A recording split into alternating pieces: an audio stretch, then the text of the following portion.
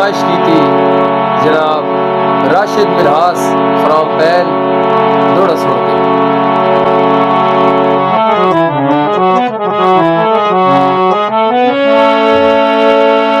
मुंह पाड़ के अज कल संगतां दी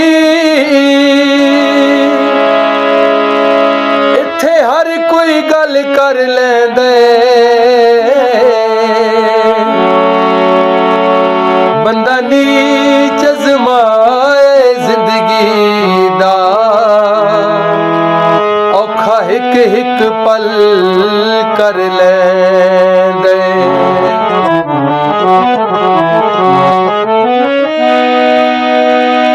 लुकमान सियाणा दर्दां नूं जिवें झट चवल कर लैंदे,